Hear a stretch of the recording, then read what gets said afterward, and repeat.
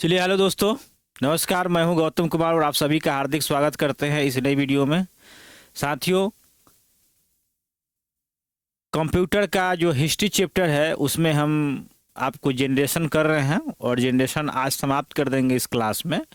और आज के इस क्लास में फोर्थ जनरेशन और फिफ्थ जनरेशन को हम लोग देख लेंगे और इससे जो इम्पोर्टेंट क्वेश्चन सब है और फैक्ट्स है सभी चीज़ों को हम लोग देखेंगे और कॉन्सेप्ट को क्लियर कर लेंगे। ठीक है, तो एक और बातें कहना चाहता हूँ कि आपको घबराना नहीं है। ठीक है, और पेशेंस रखना है। बहुत बच्चा तो अभी तैयारी भी शुरू नहीं किया है, पीटी के रिजल्ट के इंतज़ार में है। लेकिन आपको ऐसा नहीं करना है, पीटी के रिजल्ट आए या नहीं आए, अगर लगता है कि थोड़ा भी आपको कि मेरा एग्ज़ाम अच्छा गया है तो आप तैयारी शुरू कर दीजिए। और जब पीटी का रिजल्ट आ जाए तो और उसको रिवीजन कीजिए। तो हमेशा ये चीज़ का ध्यान रखिए कि तैयारी पहले से कर लेना चाहिए। ठीक है, कोई भी योद्धा होता है ना, एक युद्ध जीतने के बाद आराम नहीं करता है और दूसरे युद्ध की तैयारी में लग जाता है। असली योद्धा वही होता है। तो हम लोग एक पीटी का तैयारी कर चुके थे, पीटी का एग्जाम दे दिए। अब बारी है हम लोग को मेंस का, तो मेंस का तैयारी में लग जाना चाहिए। ठीक है, थोड़ा भी संभावना दिख रहा है तो लग जाइए और तैयारी कीजिए। और एक और बातें कहना चाहते हैं कि फालतू में कोई कमेंट ना कीजिए, प्लीज़ कोई फालतू में कमेंट ना करें और आराम से पढ़िए। जो भी चीज़ दिया जा रहा है उसको पढ़िए और लाभ उठाइए। और प्रत्येक वीडियो तो आएगा ही आएगा। ठीक है, कोई ऐसा कारण हो जाता है जिसके पास वीडियो नहीं आए, कोई शायद ही कोई दिन बीच हो सकता है, लेकिन कोशिश रहेगा कि पर डे आपको वीडियो मिल ही जाएगा। ठीक है, तो घबराने की जरूरत नहीं है और एग्ज़ाम तक आपका सिलेबस सभी कंप्लीट कर दिया जाएगा। और भी सब्जेक्ट का है, धीरे धीरे व्यवस्था हो जाएगा कि मेरे चैनल पे ही आपको सभी अवेलेबल हो जाएगा। ठीक है, तो अगर आपने चैनल सब्सक्राइब नहीं किया तो पहले सब्सक्राइब कर लीजिए ताकि आपका नोटिफिकेशन हर वीडियो का मिलते रहे। जो भी हम अपडेट देते हैं या जो भी वीडियो डालते हैं उसका नोटिफिकेशन आपको मिलते रहेगा। ठीक है, तो बाकी बातें फिर हम लोग बाद में करेंगे। चलिए हम लोग समझते हैं। ठीक है, ये देखिए, फोर्थ जनरेशन के हम लोग बारे में पढ़ेंगे आज। जो है फोर्थ जनरेशन, पहले फोर्थ पढ़ लेते हैं, इसके बाद फिर हम लोग जो है फिफ्थ पढ़ेंगे। ठीक है, तो फोर्थ जनरेशन ठीक उसी प्रकार से पहले देखेंगे। हमने इसका समय देखेंगे कि कब से कब तक इसका काल माना जाता है, समय या काल। ठीक है, तो देखिए इसका जो समय जो है 1975 से लेके आपको 1989 तक का है काल। ठीक है, समझ गए। इसका जो काल है आपको 1975 से लेके 1989 तक दिया हुआ है। अगर कोई किताब अगर चाहे एग्जाम में 1974 भी आ जाता है तो देख के घबराना नहीं है और आपको जो है सही से टिक मार देना है। मतलब उसके करीब 75 के करीब पूछ रहा है तो आप यही कीजिएगा। ठीक है, अब हम लोग अगला जो पॉइंट है ये देखेंगे कि किस तकनीक का डेवलपमेंट हुआ था इस पीढ़ी में। ठीक है, किस तकनीक का, तो ध्यान दीजिएगा, तकनीक का। ठीक है, तो यहाँ पर तकनीक में जो है एलएसआई का डेवलपमेंट हुआ था और वीएलएसआई। ठीक है, दो तकनीक। ठीक है, देखिए अब हम लोग क्या करते हैं कि इसका जो है फुल फॉर्म क्या होगा ये चीज देख लेते हैं। तो एलएसआई और वीएलएसआई। ठीक है, तो एलएसआई का हम लोग लिखेंगे लार्ज स्केल इंटीग्रेशन होता है।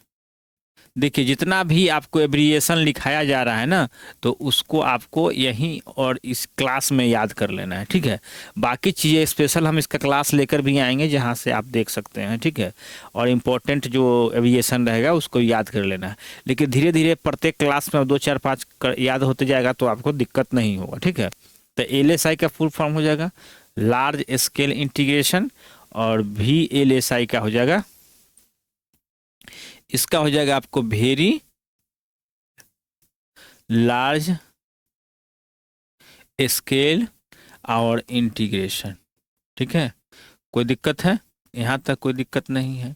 यानी ध्यान रखिएगा VLSI very large scale integration और LSI का है कि आपको सीधे लार्ज स्केल इंटीग्रेशन है। ठीक है, तो दो प्रकार का तकनीक का डेवलपमेंट किया गया था। ठीक है, अब हम लोग देखते हैं कि इसका लैंग्वेज क्या था। ठीक है, इसका लैंग्वेज क्या था।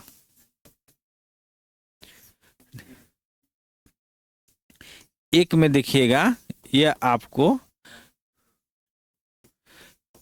प्रोसीड्यूरल, ठीक है, ठीक है, नॉन प्रोसीड्यूरल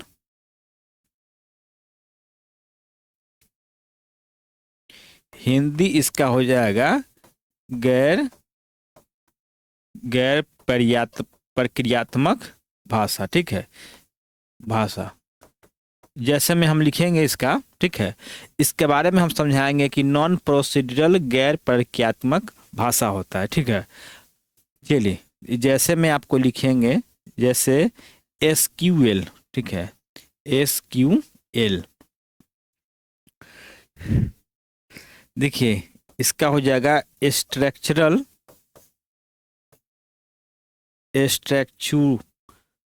स्ट्रक्चरल, देखिए स्ट्रक्चरल,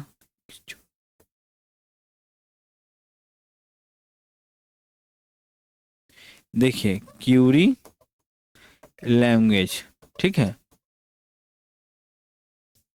ठीक है, स्ट्रक्चरल स्ट्रक्चरल क्यूरी लैंग्वेज, ठीक है, इसको SQL बोलते हैं, ठीक है। जैसे में ये आपका आ जाएगा नॉन प्रोसीड्यूरल लैंग्वेज है, ठीक है, इसके बारे में हम बताएंगे, ठीक है, आप घबराइए नहीं, ठीक है। और अगला जो है प्रोलॉग, ठीक है, अगला क्या है प्रोलॉग, इसके बारे में और चर्चा करेंगे हम, घबराना नहीं है। ये नॉन प्रोसीड्यूरल गैर प्रक्रियात्मक भाषा क्या होता है, जैसे SQL स्ट्रक्चरल क्वेरी लैंग्वेज और प्रोलॉग, ठीक है, दो तरह के ये मतलब जैसे में एग्जाम्पल में है, यानी कि समझिए ना कि यह एक उच्च स्तरीय भाषा है, ठीक है। अगर आपको समझ में नहीं आता है तो फिर से हम इसका रिपीट कर देंगे जब तक हम आगे बढ़ते हैं, ठीक है। अब सेकेंड पॉइंट है कि ये जो भाषा था ये मशीन पर निर्भर भाषा नहीं था, मशीन पर निर्भर भाषा नहीं था, ठीक है।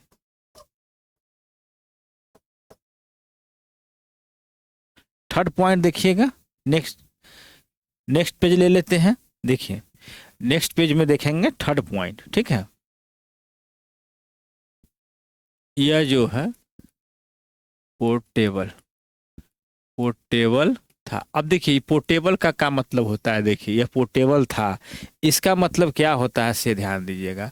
यह पोर्टेबल था, इसका मतलब हो गया कि जैसे कि हम इस पेन को यूज कर रहे हैं तो इस पेन को एक जगह से दूसरे स्थान तक हम ले जा सकते हैं, तो दैट इज ए पोर्टेबल, ठीक है, यानी कि ले जाने में सुगम हो, ठीक है।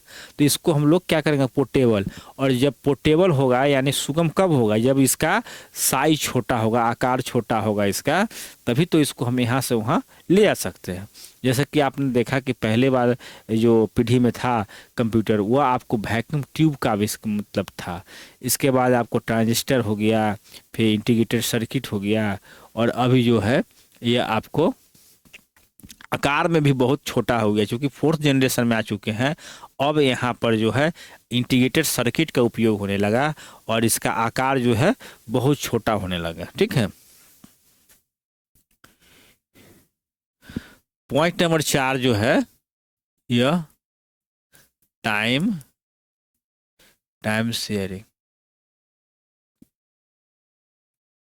शेयरिंग था, ठीक है। अब इसका मतलब क्या होता है, यह टाइम शेयरिंग था, इसका मतलब क्या आता है। अगर आपने इस चैप्टर को पढ़ा है पहले से तो आप कमेंट करके जरूर बताइए कि टाइम शेयरिंग का मतलब क्या होता है, ठीक है। ये आपके लिए हम टास्क देते हैं। दूसरा एक और पॉइंट को जो है, यह मशीन पर निर्भर भाषा नहीं था, इसका मतलब क्या होता है। अगर आपने पहले से पढ़ रखा है चैप्टर को तो कमेंट करके बताइएगा, ठीक है। अगर नहीं हुआ तो हम आपको सेकेंड वीडियो में बता देंगे, ठीक है। चलिए यह टाइम शेयरिंग था। अगला पॉइंट, पांचवा पॉइंट जो है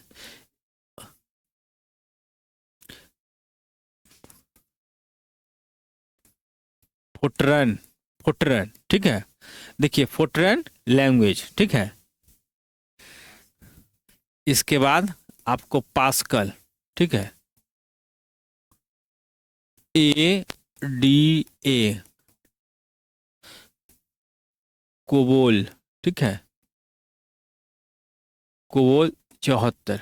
ठीक है, देखिए इस पीढ़ी में जो है अभी जो है ना, हम लोग क्या लिखा, ये फोर्ट्रन भाषा। ठीक है, फोर्ट्रन आपको ये 4 भाषा है, फोर्ट्रन 4 याद रखिएगा, फोर्ट्रन 4। और ये पास्कल, एडीए और कोबोल 74 जैसे भाषाओं का विकास हुआ। ठीक है, भाषाओं का विकास हुआ कहाँ पर, आपको इस पीढ़ी में विकास हुआ था, भाषाओं का विकास हुआ। कोई दिक्कत यहाँ तक समझने में? अब आपको लगता है कि याद क्या करना है?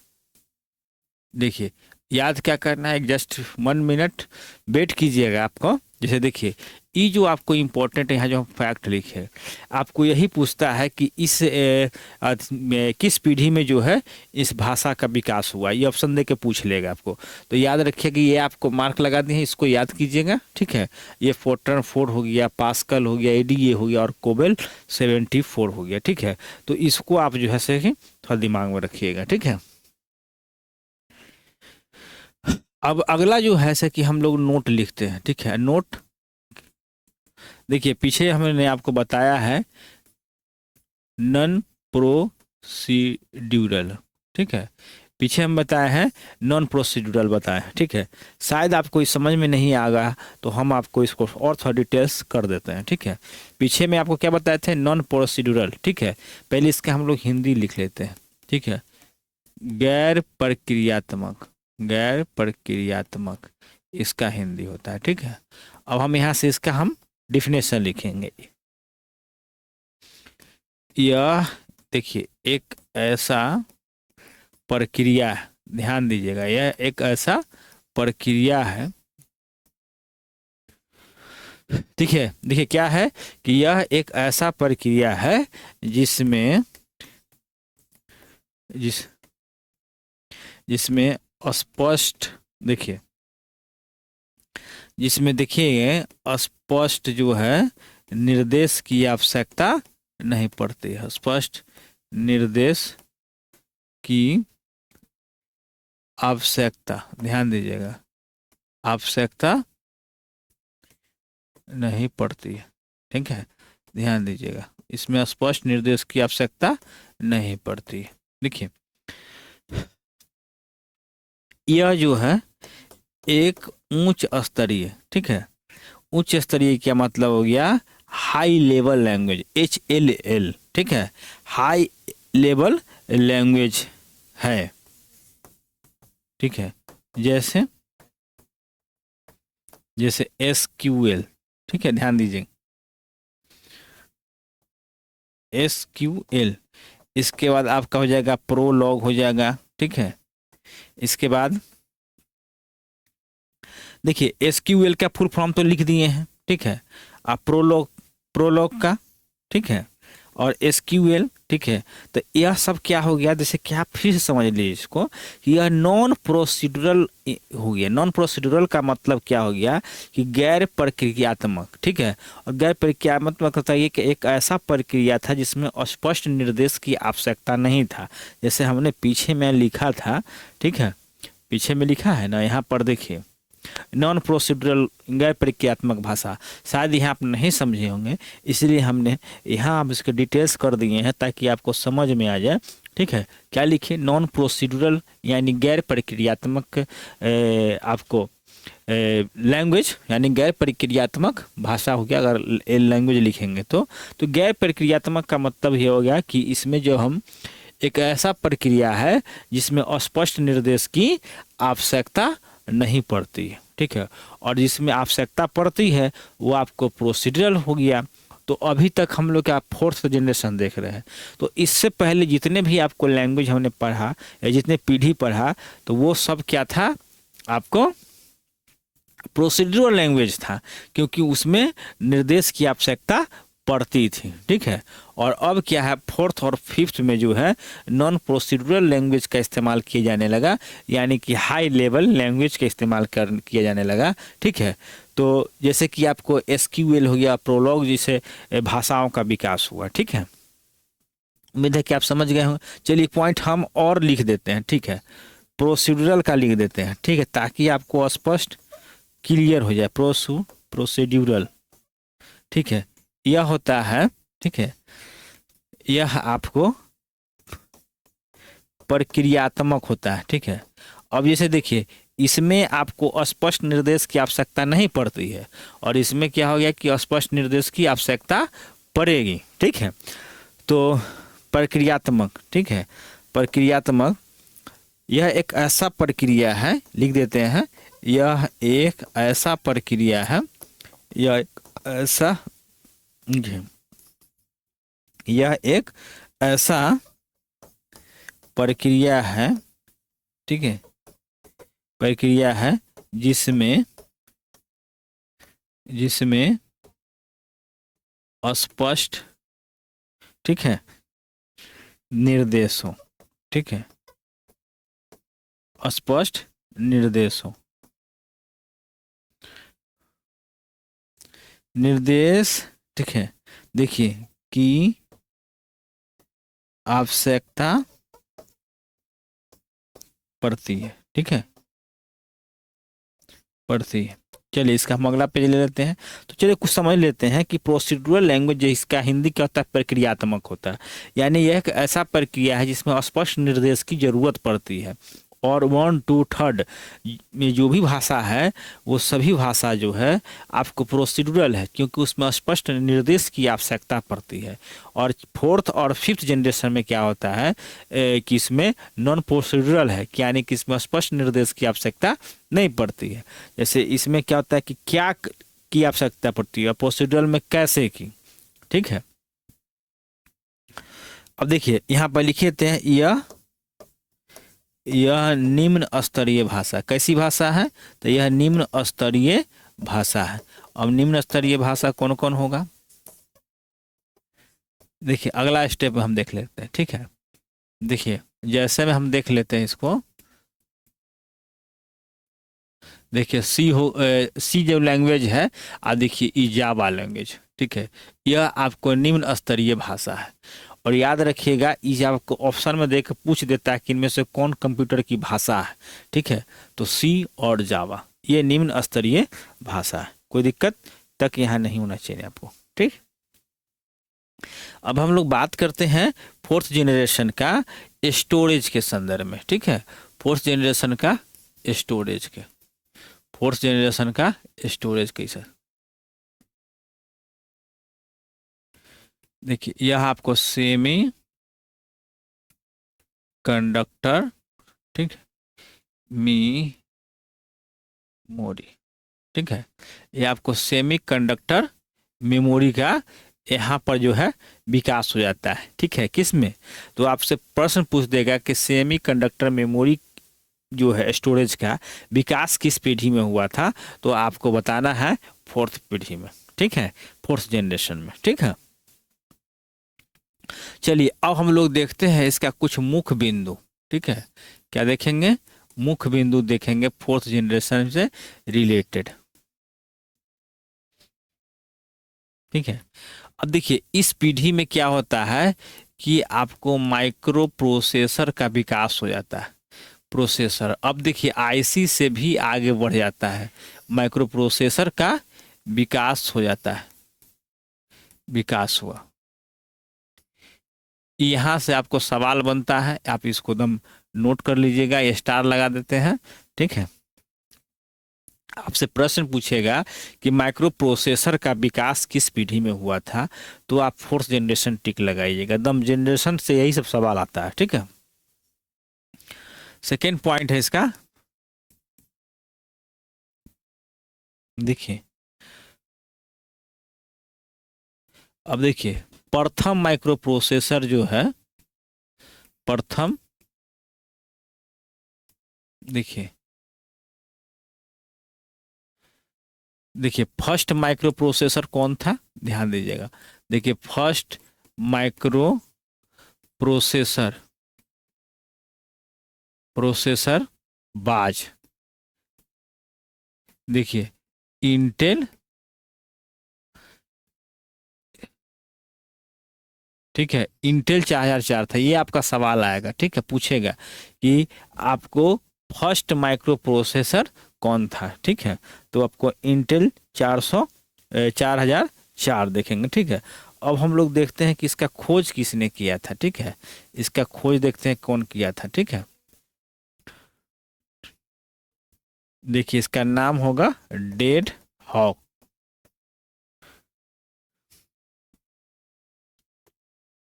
देखिए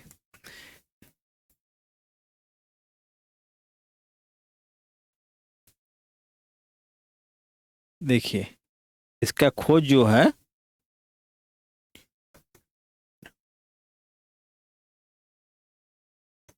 देखिए टेड हॉफ, ठीक है।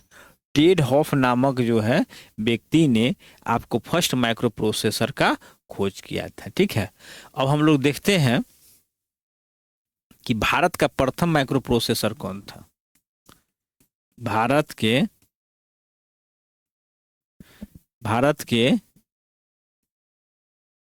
एकमात्र, ठीक है, एकमात्र माइक्रो प्रोसेसर है, माइक्रो प्रोसेसर प्रोसेसर भारत का एकमात्र माइक्रो प्रोसेसर है, ठीक है, दूसरा नहीं है, ठीक है। इक्के को कभी खोजा किया गया है माइक्रो प्रोसेसर, ठीक है। इसका नाम जानते हैं क्या है? इसका नाम है शक्ति, ठीक है, शक्ति, इसका नाम है शक्ति। और इसका खोज किसने किया था, ध्यान दीजिएगा। तो इसका मेरे भाई, इसका जो खोज है ना, आईआईटी मद्रास ने किया था। खोज जो है, देखिए इसका जो खोज है ये आपको आईआईटी, ठीक है, मद्रास द्वारा किया गया था। अब जो है मद्रास चेन्नई के नाम से जाना जाता है, ठीक है। तो इसकी खोज कब की गई थी? आईआईटी मद्रास द्वारा। भारत का प्रथम कहिए और एकमात्र माइक्रो प्रोसेसर कौन है? शक्ति, ठीक है। चलिए अब हम लोग नेक्स्ट पेज में चौथा पॉइंट देखते हैं।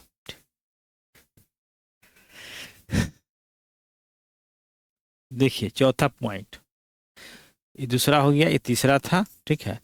अब हम लोग चौथा पॉइंट ले लेते हैं, ठीक। देखिए इसी में लैन मैन, ठीक है, एवं वैन वैन का विकास हुआ। देखिए लैन मैन वैन क्या है, ये आप ध्यान दीजिए क्या है, ये बताते हैं, ठीक है। विकास हुआ यहाँ पर इसी पीढ़ी में जो है लैन मैन वैन का विकास हुआ, ठीक है। तो इस सब का फुल फॉर्म भी पूछता है और ये इसका स्पेशल चैप्टर है मेमोरीज, ठीक है, उसमें हम लोग पढ़ेंगे, ठीक है, इसका डिटेल्स में। फिलहाल इसका नाम केवल याद रखना है आपको। चलिए नेक्स्ट चैप्टर, नेक्स्ट पेज में देखते हैं अब हम लोग।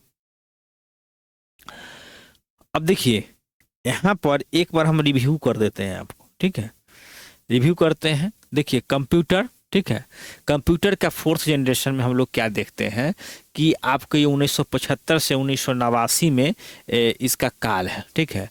इसमें जो तकनीक का इस्तेमाल किया गया है, दो तकनीक है, एक एलएसआई है जिसका फुल फॉर्म है लार्ज स्केल इंटीग्रेशन, और एक है वीएलएसआई यानी कि वेरी लार्ज स्केल इंटीग्रेशन, ठीक है।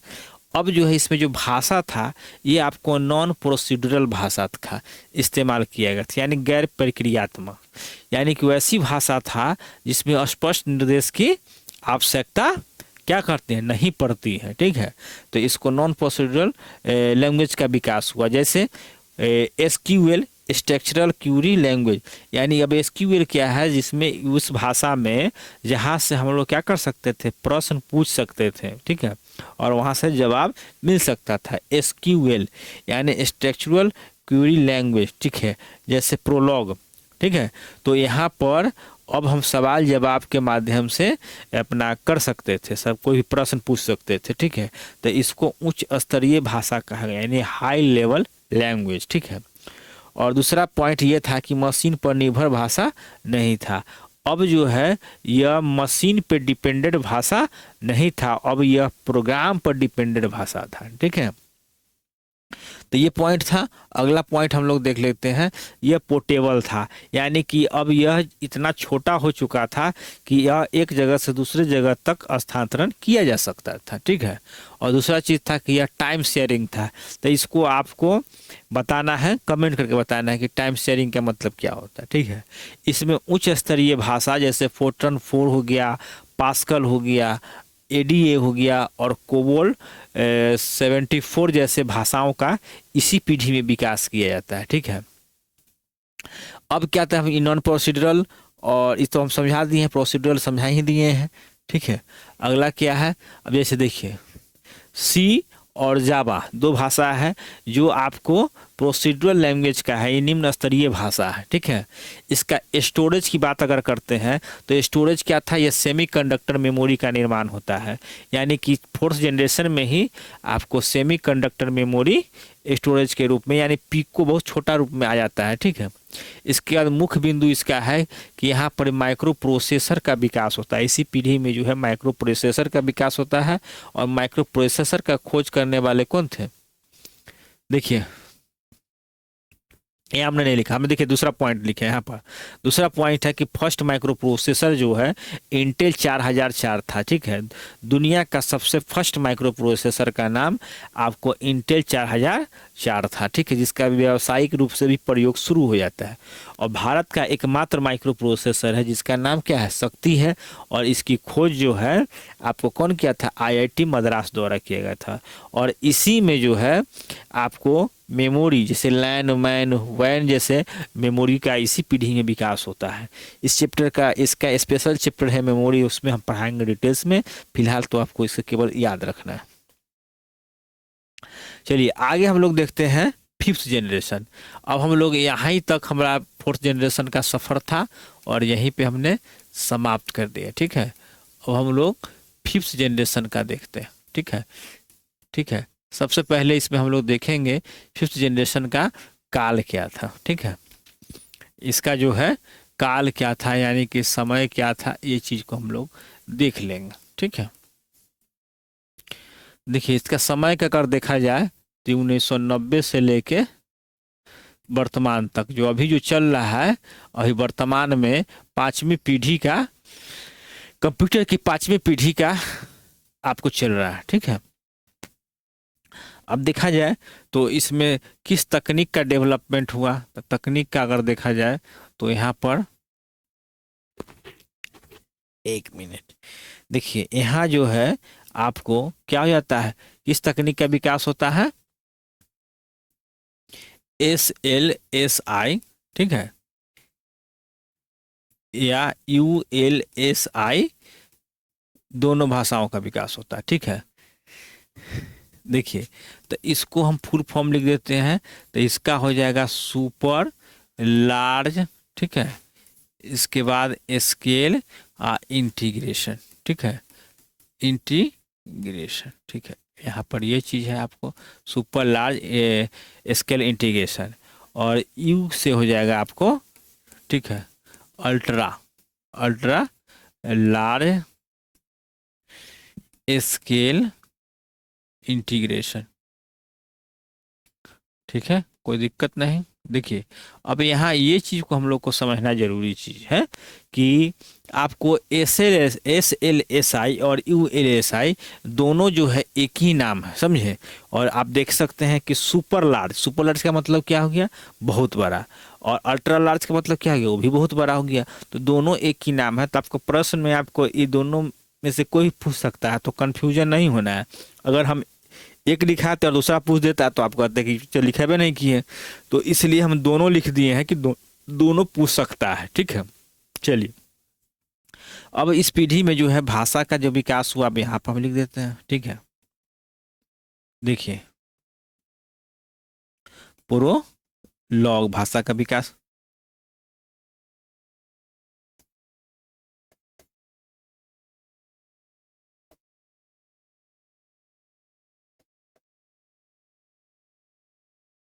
देखिए थर्ड जो हुआ है ये आपका मरकरी का हुआ है। देखिए OPS अब यहाँ पर 5 का, ठीक है।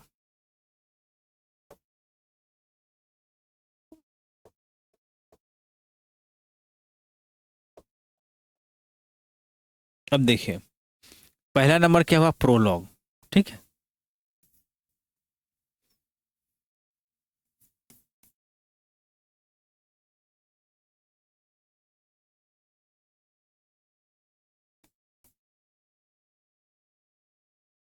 देखिए यहाँ पर ध्यान दीजिएगा। देखिए, इसमें जो भाषा जो है, प्रोलॉग का डेवलपमेंट होता है, LISP का होता है, मरकरी का होता है, और OPS 5 का होता है। ठीक है, और KL1 का होता है।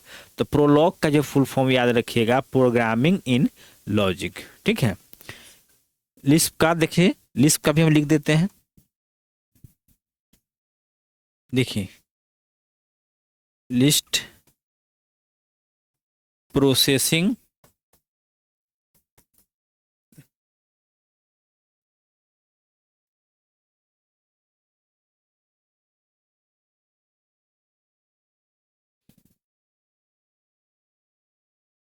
देखिए,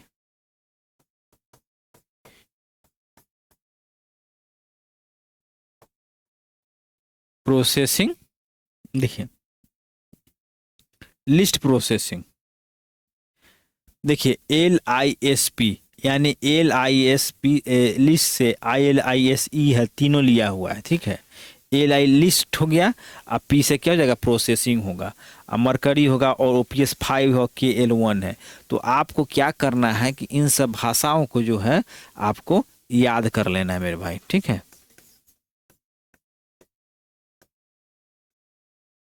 ठीक है, तो इन सभी भाषाओं का इस पीढ़ी में विकास होता है। ठीक है, चलिए हम लोग आगे देखते हैं नेक्स्ट पेज में। देखिए, कुछ उदाहरण है इसका, फिफ्थ जनरेशन का। देखिए उदाहरण, उदाहरण में आप देखिएगा कि जो अभी जो है परम कंप्यूटर है, ठीक है, परम कंप्यूटर है, ये सभी जो है फिफ्थ जनरेशन का देन है।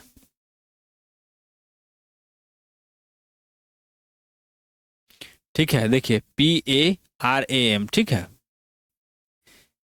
देखिए अगला हो जाएगा आपका लैपटॉप हो जाएगा। ठीक है, तीसरा नंबर आपका डेस्कटॉप हो जाएगा। चौथा नंबर में जो है स्मार्टफोन, या जितने भी आपको डिजिटल, जितना डिजिटल आपको जैसे देखते हैं डिवाइसेज हैं, सभी हो जाएगा। ठीक है, स्मार्टफोन, इन सभी का जो विकास है फिफ्थ जनरेशन में होता है। ठीक, तो चलिए अब फिफ्थ जनरेशन का हम लोग कुछ मुख्य बिंदु को देख लेते हैं कि इसका मुख्य बिंदु क्या क्या है। देखिए पहला नंबर सबसे ज़्यादा ये चीज पॉइंट है कि इसमें जो है इंटरनेट का विकास होता है। ठीक है, ठीक है, और इसी पीढ़ी में,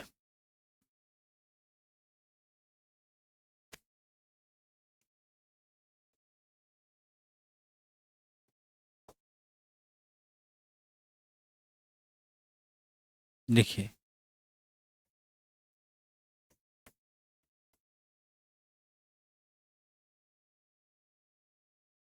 देखिए यहाँ जो है आपको, ठीक है, इसका विकास होता है किप्स का। ठीक है, तो किप्स का क्या होता है, फुल फॉर्म जान लीजिए कि आपको नॉलेज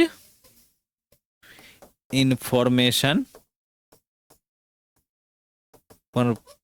इंफॉर्मेशन प्रोसेसिंग। ठीक है, प्रोसेसिंग सिस्टम। ठीक है, यहाँ तक कोई दिक्कत नहीं है, समझ गए ना, कोई दिक्कत। देखिए किप्स का क्या होगा, किप्स OS, यानी OS का फुल फॉर्म क्या होता है, ऑपरेटिंग सिस्टम, और किप्स का क्या होगा, नॉलेज इंफॉर्मेशन प्रोसेसिंग सिस्टम। ध्यान रखिएगा, इसका फुल फॉर्म है ये। ठीक,